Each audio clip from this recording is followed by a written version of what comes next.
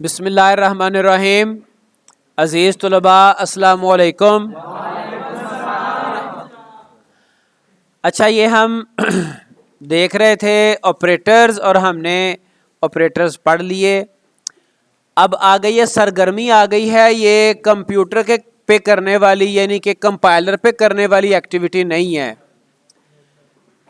या थोड़ा सा चलो इसको हम नोट पैड पे कर सकते हैं या कंपाइलर पे सिर्फ लिख के देख सकते हैं। तो इसके साथ हम एक नोटपैड ओपन कर लेते हैं जिसपे हम ये एक्सप्रेशन कह रहा है जी, अलजबरा के एक्सप्रेशंस को सी एक्सप्रेशंस में तब्दील करें।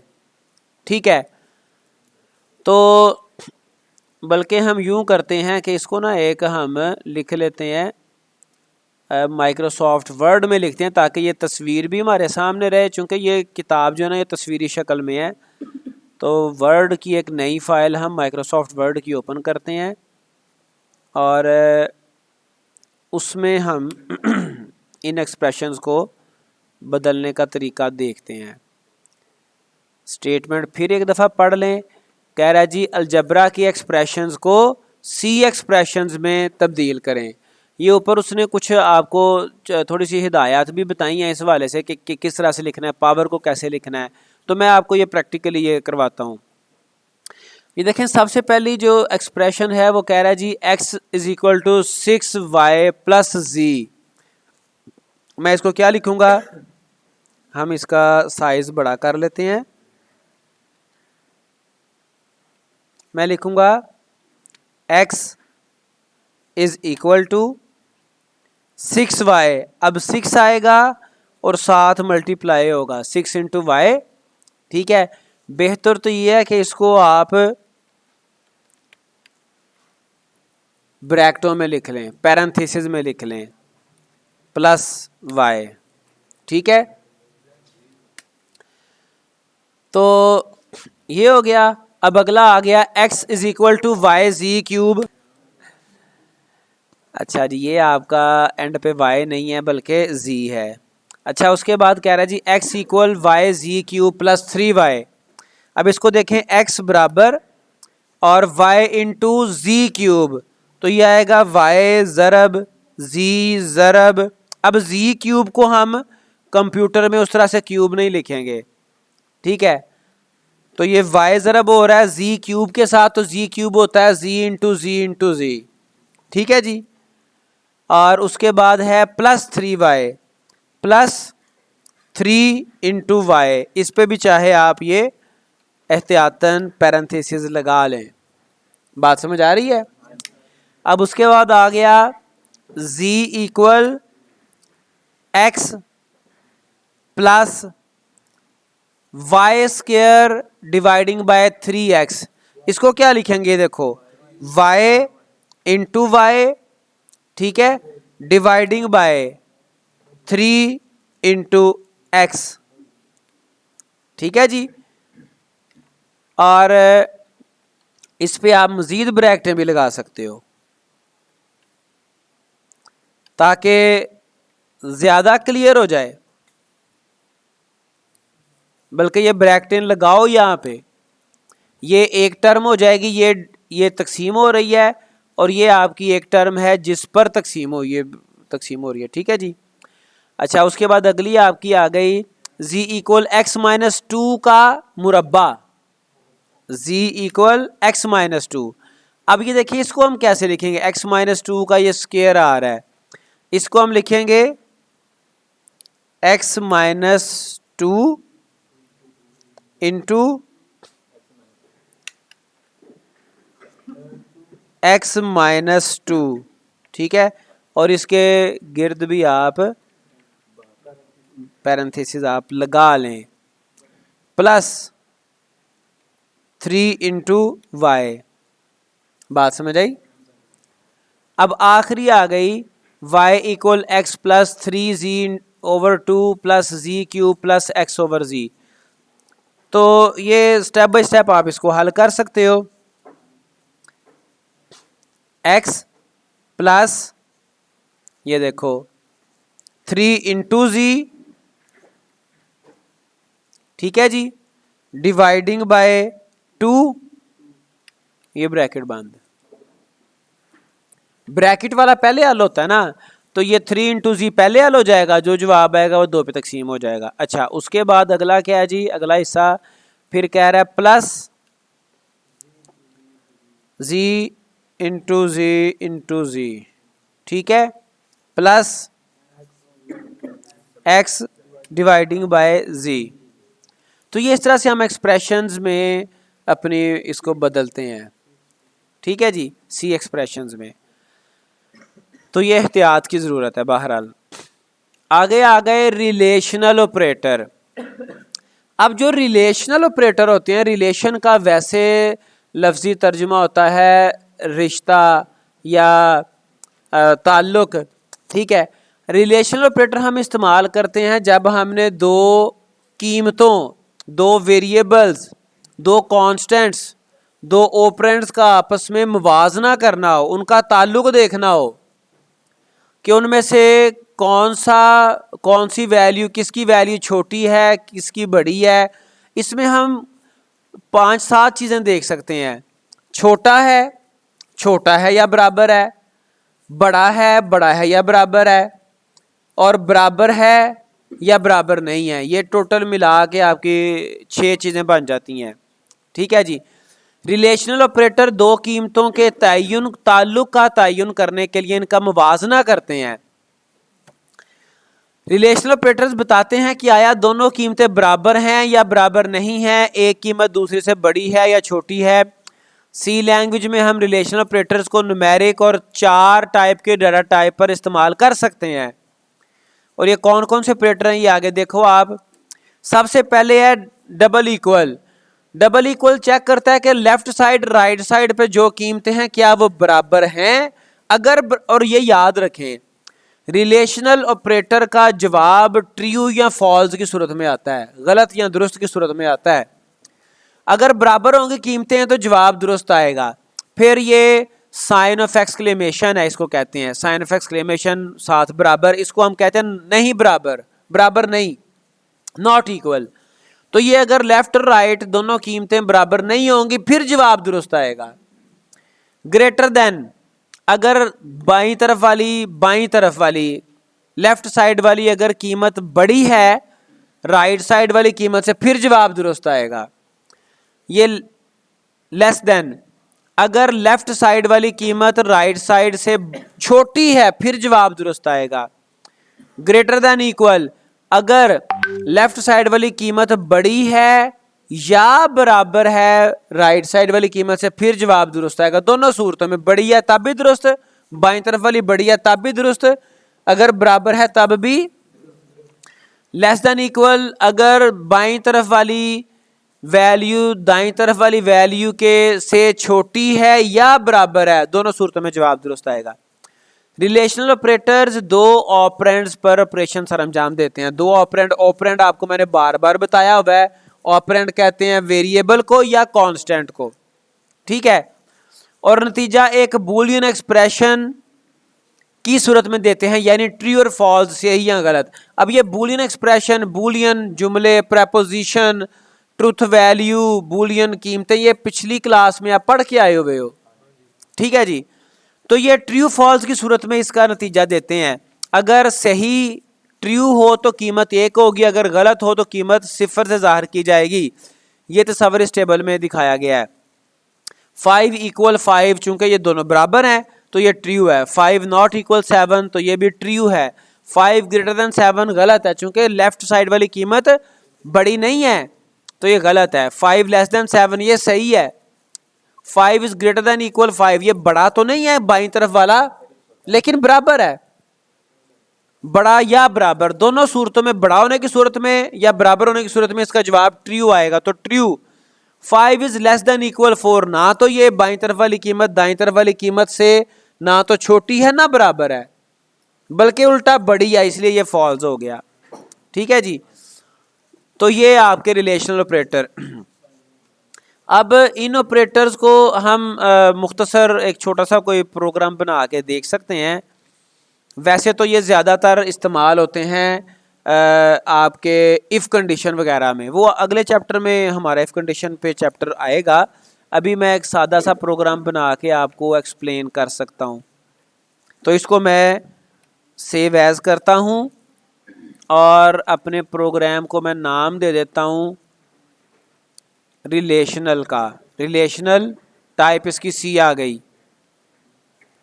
तो अब हमने ये रिलेशनल डॉट सी के नाम से एक बनाया है नया programme.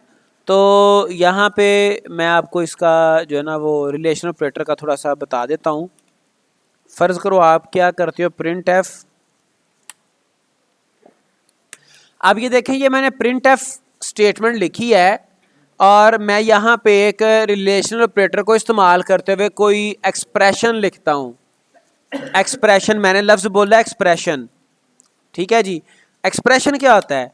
Expression is combination of operator and operands, बल्कि यहाँ पे इज अ वैलिड कॉम्बिनेशन आप कहोगे, वैलिड, ठीक है जी। इसको मैं मल्टी लाइन कमेंट बनाता हूं।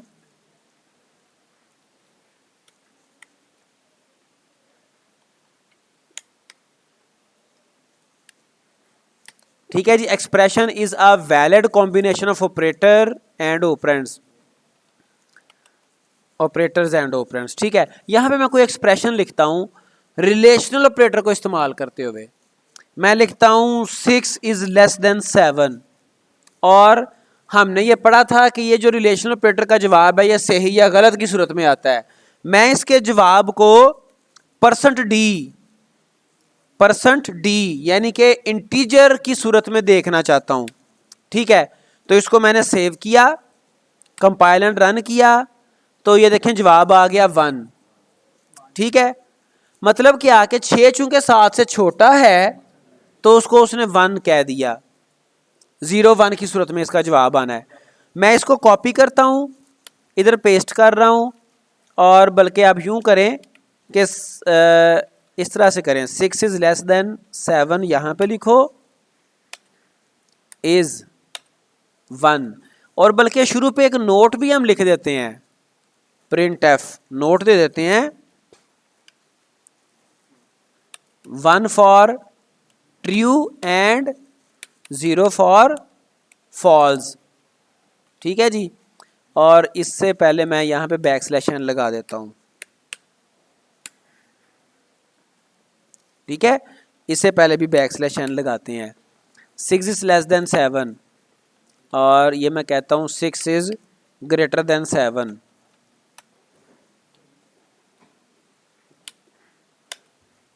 ठीक है। तो अब इसको हम चलाते हैं,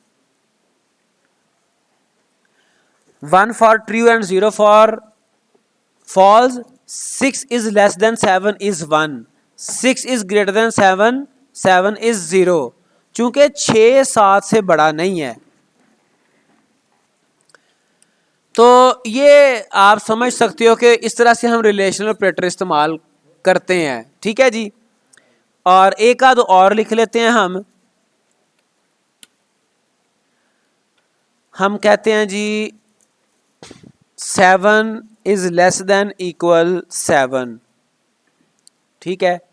तो 7 इज लेस देन इक्वल 7, एक ये लिख लेते हैं। एक हम लिखते हैं 7 नॉट इक्वल 7। अब ये देखो, जो 7 नॉट इक्वल 7 है, इसका मतलब है कि 7 7 के बराबर नहीं है, तो ये इसका जवाब गलत है। देखिएगा अभी इसके वो रिजल्ट आपको भी दिखा देता है। सबसे पहले ऊपर नोट दे दिया 1 for true and 0 for false. कह रहा है 6 इज लेस देन 7 इज 1, चूंकि 6 7 से छोटा है। 6 इज ग्रेटर देन 7 इज 0, चूंकि 6 7 से बड़ा नहीं है। 7 इज लेस देन इक्वल 7, अब 7 7 से छोटा तो नहीं है लेकिन बराबर है, इसलिए 1 आ गया। 7 इज नॉट इक्वल 7, अब 7 7 के बराबर है।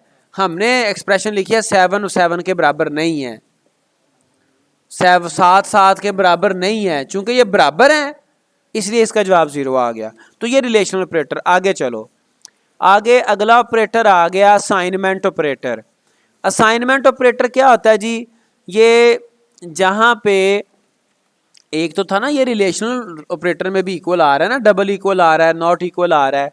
असाइनमेंट ऑपरेटर ये करता है कि दाईं तरफ वाली कोई भी एक्सप्रेशन हो, दाईं तरफ कोई भी एक्सप्रेशन हो या सिंगल कीमत हो या वेरिएबल हो, उसकी जो कीमत है वो बाईं तरफ लेफ्ट साइड पे कोई एक वेरिएबल होगा उसमें महफूज कर देता है असाइनमेंट ऑपरेटर। सी लैंग्वेज में, अच्छा बल्कि ये आ रहा है असाइनमेंट ऑपरेटर और बराबर ऑपरेटर का फर्क, ठीक है जी। ये है सी लैंग्वेज में डबल इक्वल ऑपरेटर ये चेक करने के लिए इस्तेमाल होता है कि दो एक्सप्रेशन बराबर हैं या नहीं, जबकि सिंगल इक्वल ऑपरेटर दाईं तरफ वाले एक्सप्रेशन को बाईं तरफ वाले वेरिएबल से मंसूब करता है। दाईं तरफ जो भी कीमत होगी ना, ये देखो इसके राइट साइड पे क्या क्या आ सकता है, या तो हम एक लिख लेते हैं, एक मैंने वेरिएबल डिक्लेयर किया नम या वैल्यू कर लेते हैं वैल्यू, ठीक है जी वैल्यू। अब इस वैल्यू में मैं डायरेक्ट 23 स्टोर करवा लेता हूँ, इस वैल्यू में मैं स्टोर करवा लेता हूँ 2 + 4 - 7, ठीक है। इस वैल्यू में मैं स्टोर करवा लेता हूँ वैल्यू इंटू 3 + 9, ठीक है। तो ये देखें, अब मैं यहां पे प्रिंट करवाता हूं, प्रिंट एफ मैं करवाता हूं जी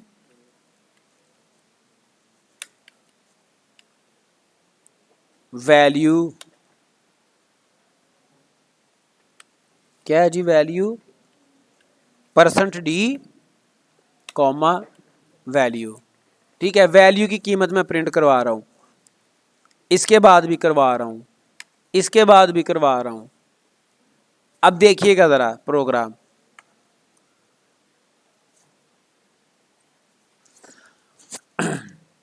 इसको मैंने बैकस्लैश नहीं करवाया, करवा लें ताकि वो सेपरेट लाइन पे शो करवाए, ताकि इसको समझना आसान रहे।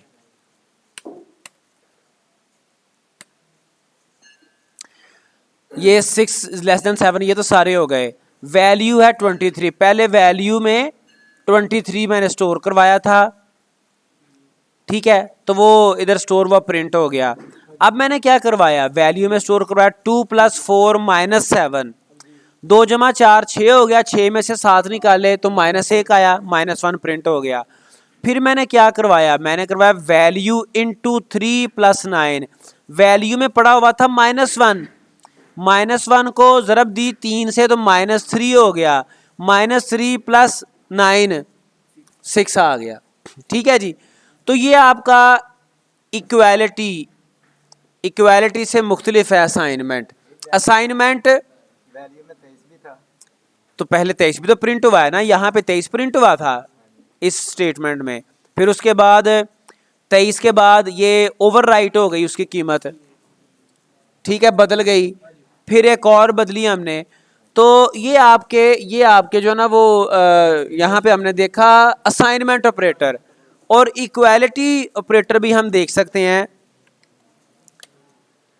वो क्या जी, 7 बराबर है 7 के, तो अगर ये बराबर होंगे तो ट्रू होगा वरना फॉल्स आएगा, ठीक है। जैसे ये देखें मैंने रन किया 7, अच्छा ये उधर मैं इधर तो चेंज कर दिया, लेकिन इधर नहीं मैंने चेंज किया, दोबारा चलाते हैं अब इसको। 7 बराबर है 7 के इज 1, चूंकि 7 7 के बराबर था तो जवाब उसका 1 आ गया, ठीक है। तो इस तरह से ये आपका हमने आज जो देखे हैं, एक आपके अरिथमेटिक तो पहले देख लिए थे, रिलेशनल ऑपरेटर देखे वो 6 ऑपरेटर हैं, असाइनमेंट ऑपरेटर देखा, और उसका इक्वालिटी जो आपका इक्वल ऑपरेटर है उससे फ़र्क देखा हमने। तो आज के लिए इतना ही, अल्लाह हाफिज़।